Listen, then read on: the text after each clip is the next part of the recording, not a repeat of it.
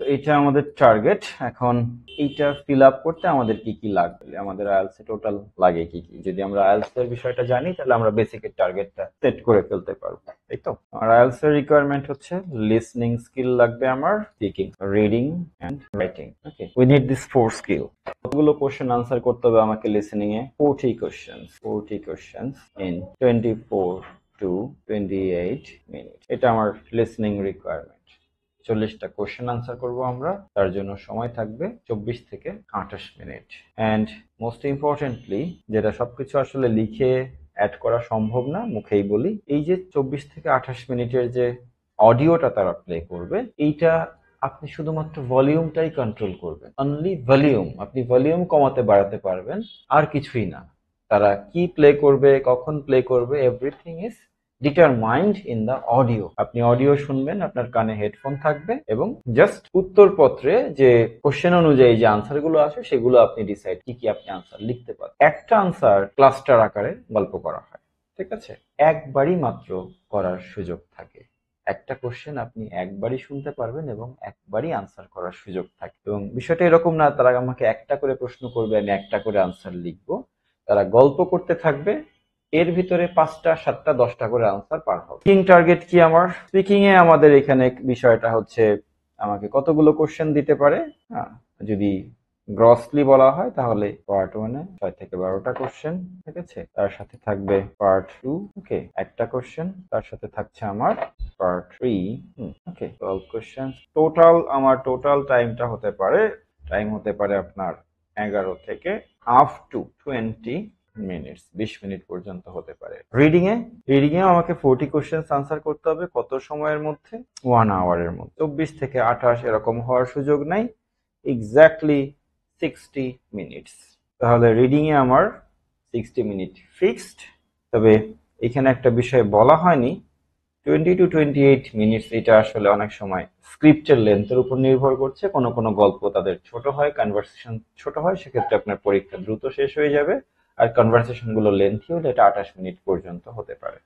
ওকে, maximum এটা হতে পারে 30 মিনিটস। তবে এখনকার দিনে যে পরীক্ষাগুলো হচ্ছে এগুলো 30 মিনিটস অডিও খুব একটা প্লে করে না, ওরা বিষয়টাকে একটু ফাস্ট করে ফেলেছে। অনেকেই শুধুমাত্র রেগুলার স্পিডে লিসনিং প্র্যাকটিস করছে। ইউটিউবে যে স্পিডটা অ্যাভেলেবল সেই স্পিডটাকে আমরা রেগুলার স্পিড বলছি, বা সেটাকে বলা যেতে পারে 1.0 স্পিড। রেগুলার স্পিডে যারা লিসনিং প্র্যাকটিস করছে এবং পরীক্ষার হলে দিতে যাচ্ছে তাদের জন্য I feel sorry for them specially.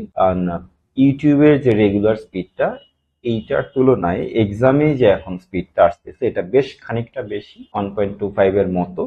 পুরোপুরি 25 না, 1.10 যদি বলি, 1.10 বা 1.15 রেঞ্জের একটা স্পিডে কনভারসেশন হয়। এবং এক্সাম সিচুয়েশনের কারণে এটা ফিল হবে 1.25। আমি সারা জীবন বা 2 মাস 3 মাস ধরে প্রিপারেশন নিলাম, নিয়ে হচ্ছে জাস্ট রেগুলার স্পিড দিয়ে খুব ভালো প্রিপারেশন আমার 30, 35, 36 এরকম আমরা হিট করছি। পরীক্ষা দেওয়ার পরে দেখা গেল যে পরীক্ষার সময় বোঝা যাচ্ছে যে কিছু হচ্ছে না, সব পার হয়ে যাচ্ছে, আমি ধরতে পারছি না, এবং রেজাল্টটা চলে আসলো তখন 5, 5.5। এই ধরা খেয়ে যাওয়ার অন্যতম কারণ হচ্ছে যে আপনার এই স্পিড অ্যাডজাস্টমেন্ট। এবং আমরা শুরু থেকেই যেটা করব, ফ্রম ডে 1 আপনাদের জন্য একটা রুটিন আছে, হিয়ার ইজ। এই রুটিনটা যদি একটু খেয়াল করেন, এইখানে আমরা একদম রেগুলার স্ক্রিপ্ট রিডিং থেকে শুরু করে, আমরা যারা ইংরেজি বুঝি না তাদের জন্য 1.5 পর্যন্ত আপনি যে স্টেপ বাই স্টেপ আগাবেন, প্রতিটা স্টেপ ভাগ করে দেওয়া আছে, এটা ফলো করা।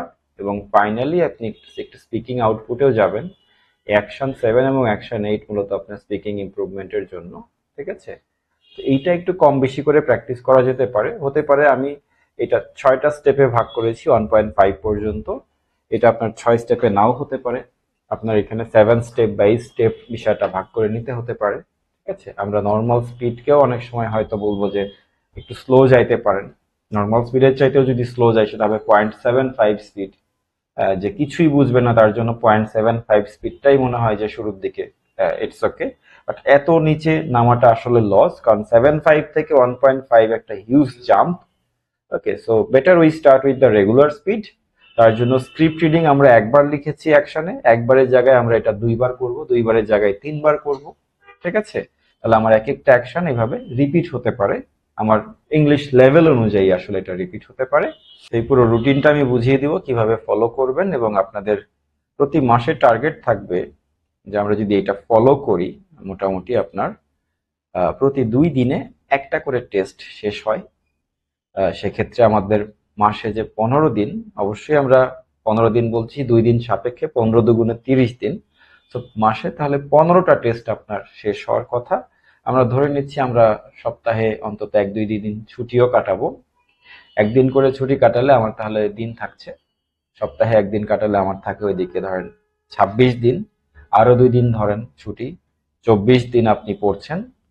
হ্যাঁ, বিশ্রাম নেওয়ার দরকার আছে। টানা পড়াশোনা করা, টানা কাজ কোনোটাই স্বাস্থ্যের জন্য ভালো না, এবং সেখানে আউটপুট বরঞ্চ নেগেটিভ হইতে পারে।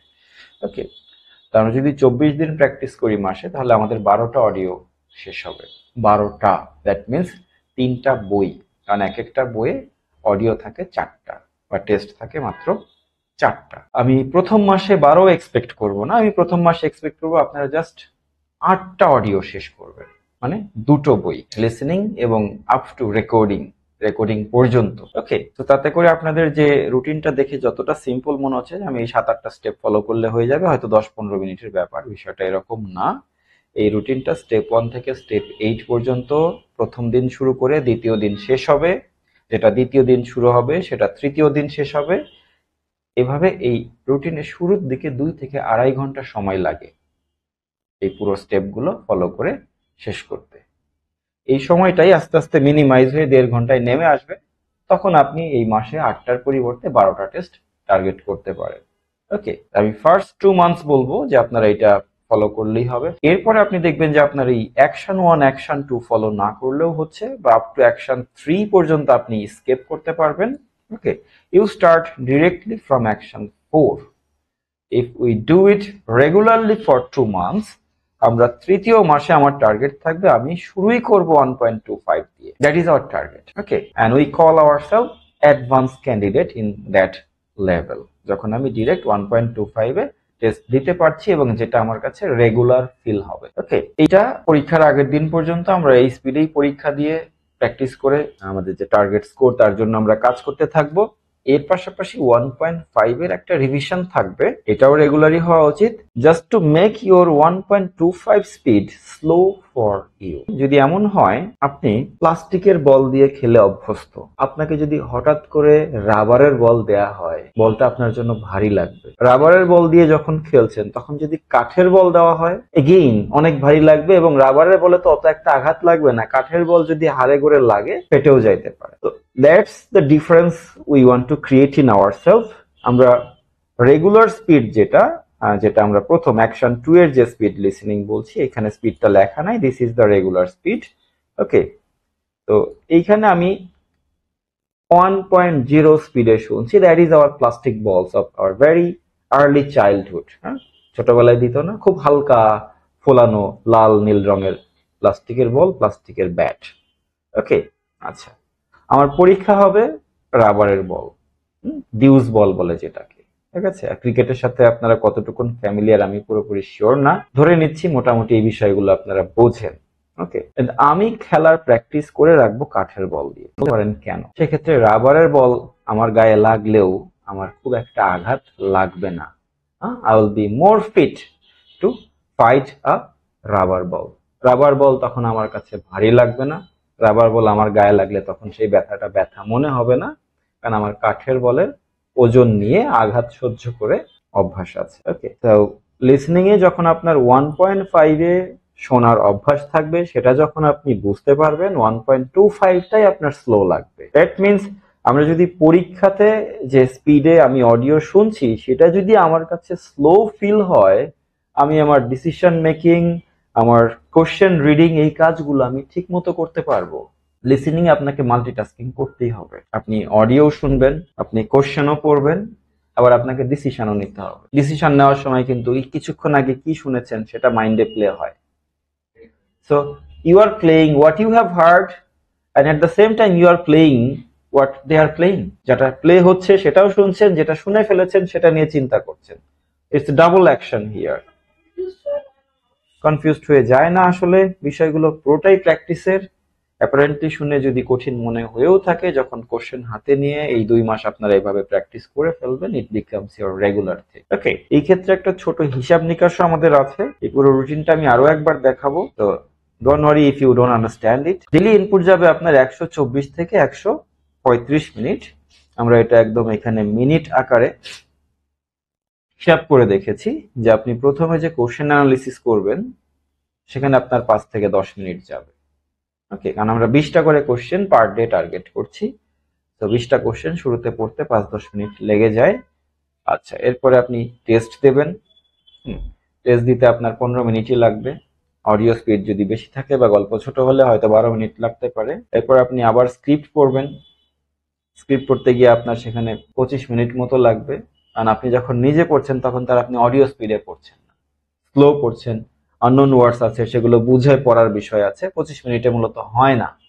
শুরুতে অনেকেই এই দুটো স্ক্রিপ্ট, 20টা কোশ্চেনের যে স্ক্রিপ্ট, এটা পড়তে অনেকের 1-1.5 ঘন্টাও লাগে। আমি ধরে নিচ্ছি আমরা ইংলিশ মোটামুটি জানি, সেদিক থেকে আমাদের মিনিট 25 লাগবে। আর আপনাকে যে প্রতিটা লাইন বুঝে পড়তে হবে ফার্স্ট রিডিং এই বিষয়টা এমনও না, প্রথম রিডিং এ পড়তে হবে, দ্যাটস ইট। একবার শেষ করতে হবে, একবার শেষ করলে কনফিডেন্স বুস্ট হয়।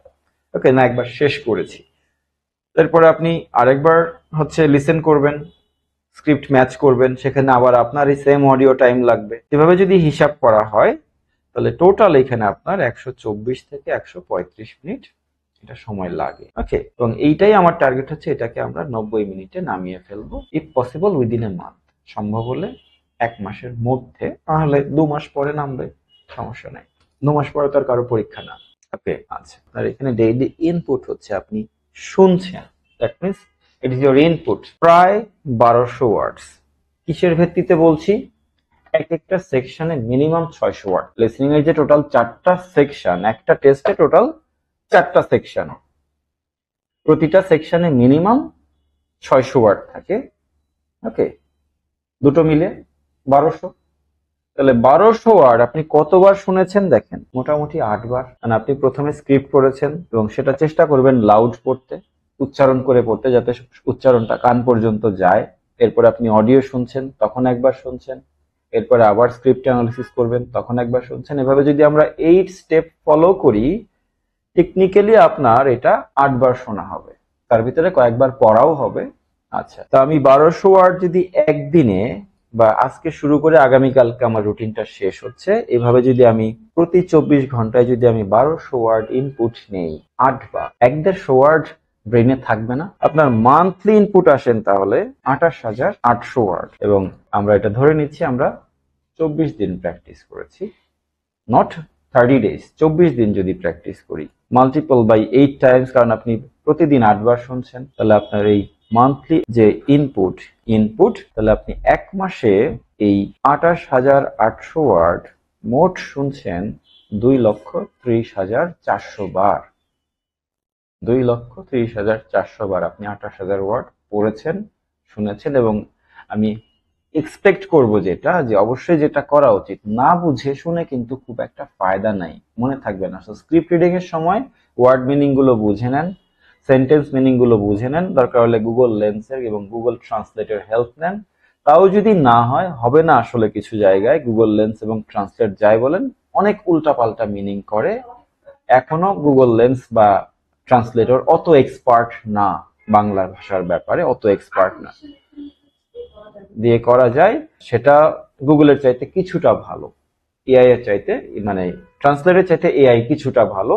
আচ্ছা, তো এই হেল্প গুলো নিয়ে যখন আপনি 1 মাসে মোট 2,30,000 ওয়ার্ড শুনছেন, 4-5 হাজার ওয়ার্ড মোটামুটি আপনার পরিচিত হয়ে যাবে। মনে থাকুক না থাকুক, মনে থাকা আসলেও ডিফিকাল্ট ব্যাপার, পরিচিত হয়ে যাবে। 4 থেকে 5 হাজার ওয়ার্ড আপনি চেনেন, শব্দগুলো আপনি ব্যবহার করেছেন এবং অনুমান করতে পারবেন এই শব্দটার মিনিং কি। এক্সাক্ট না হইলেও অনুমান করা সম্ভব। এই তো 2 মাসে যদি আমরা কষ্ট করে এভাবে, আমরা ধরে নিয়েছি এখান থেকে বোধহয় একদম মিনিমাল একটা পার্সেন্টেজ নিয়েছিলাম, যে 1% বা 2% বা 5% এরকম নিয়ে আমাদের 7,200 ওয়ার্ড আসে।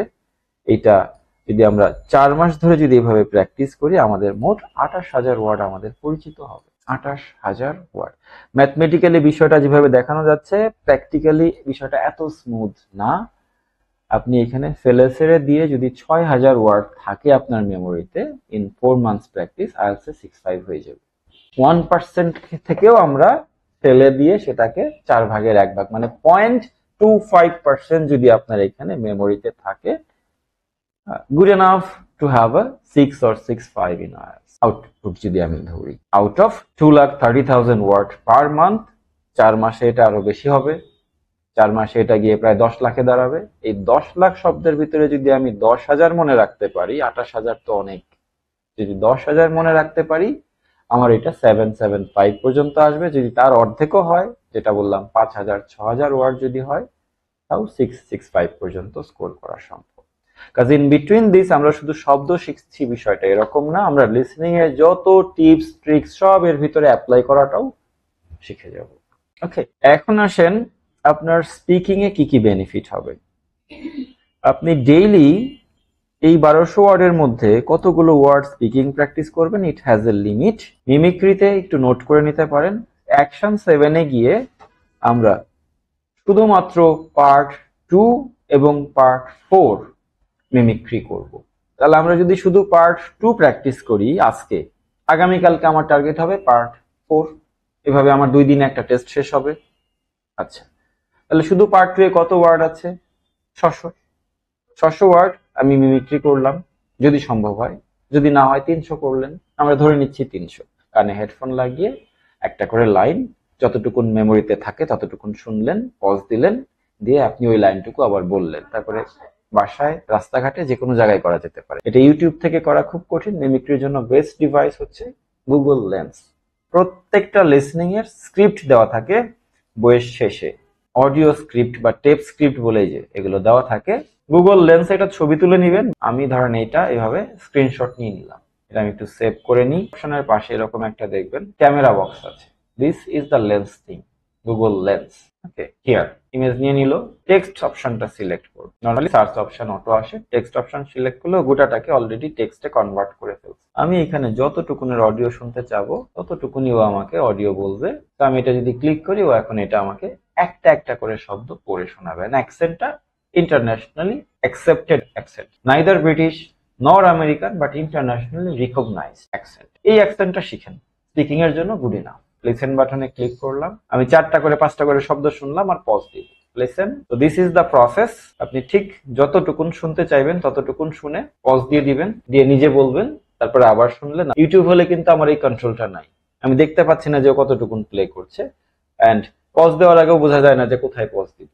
ঠিক আছে, কোনো একটা শব্দ ধরেন আপনি শুনলেন, শুনে বুঝলেন না, আপনি স্ক্রিপ্টে দেখে নিতে পারছেন যে শব্দটা কি ছিল। আবার ঠিক অতটুকুন পিছিয়ে দিয়ে যদি মনে হয় যে এই জায়গাটা আমি বুঝতে পারছি না, এইটুকুন আমি আরেকবার শুনবো, আমি ওইটুকুন শুধু সিলেক্ট করে আমি একবার শুনে নিতে পারি। তাহলে ওই ব্র্যাকেটের মধ্যে যে কয়টা শব্দ থাকলো সে কয়টার উচ্চারণ আমার পরিচিত হয়ে গেল, যেটা হয়তো আমার জন্য কঠিন ছিল। ইউটিউবে কি একটা শব্দের উচ্চারণ পিছিয়ে দিয়ে শোনা সম্ভব? 5 সেকেন্ড অথবা 10 সেকেন্ড পুরোটা পিছিয়ে দিতে হবে। That makes your job. মানে আপনার ফাইনাল স্টেপ হচ্ছে রুটিন অনুযায়ী রেকর্ডিং। রেকর্ডিংটা কোত্থেকে করব? এখান থেকেই করব। রেকর্ডিং এর সময় ফুল প্যারাগ্রাফ চেষ্টা করবেন, ফুল প্যারাগ্রাফ একবারে বলে ফেলতে। That's it. একটা সেকশনে 4টা 5টা 6টা প্যারাগ্রাফ থাকতে পারে। ওকে, আপনি তো হাফ লাইন 4 ওয়ার্ড 6 ওয়ার্ড করে প্র্যাকটিস করেছেন, যখন রেকর্ড করছেন পুরো একটা প্যারাগ্রাফ একবারে বলে ফেলবেন। কোন স্টাইলে বলবেন? ঠিক লেন্স আপনাকে যে স্টাইলে, যে অ্যাকসেন্টে উচ্চারণ করিয়ে শুনেছে, চেষ্টা করবেন সেম স্টাইলটা কপি করতে। 100% হবে না, শুরুর দিকে হয়তো 20% হবে, 10% হবে। You should be happy with that. এটা 1 মাস করে দেখেন না, ঠিক আছে? এটা যদি রাস্তাঘাটে এভাবে মিমিক্রি করেন, এরপরে বাসায় একটু নিরিবিলিতে বসে রেকর্ডিং করেন, 1 মাসে জাস্ট 2টো বই শেষ করেন, and then come to me যে আমার এখনো কথা বলতে লজ্জা লাগে, যদি এটা বলতে পারেন। আমি আপনাদের কাছে রেকর্ডিং গুলো চাই। প্রতিদিনের রেকর্ডিংটা হোয়াটসঅ্যাপ আমরা একটা গ্রুপ করে নেব, সেইখানে আপনারা জমা দিবেন, ফিডব্যাক দিব। 1 মাস আপনার কাজ হচ্ছে প্রতিদিন আমাকে একটা করে রেকর্ডিং পাঠানো, এবং এই রুটিন অনুযায়ী জাস্ট 8টা টেস্ট 1 মাসে শেষ করে। সেকেন্ড মান্থ ওই 8টা রিভিশন চলবে, সাথে যদি নতুন আরো 8টা অ্যাড করতে পারেন, মানে 2টো বই, তাহলে সেকেন্ড মান্থে যদি আরো 2টো বই অ্যাড করতে পারেন, আপনার 4টা বই 1.5 স্পিডে শুনে শেষ, বুঝে শেষ, কিছুটা মিমিক্রি করে, কিছুটা সেটা রিপিট করে রেকর্ডিং করে শেষ। itself a huge achievement for your listening and speaking skill. ওকে, এরপরে যদি আপনি আর কারো কাছে লিসেনিং স্পিকিং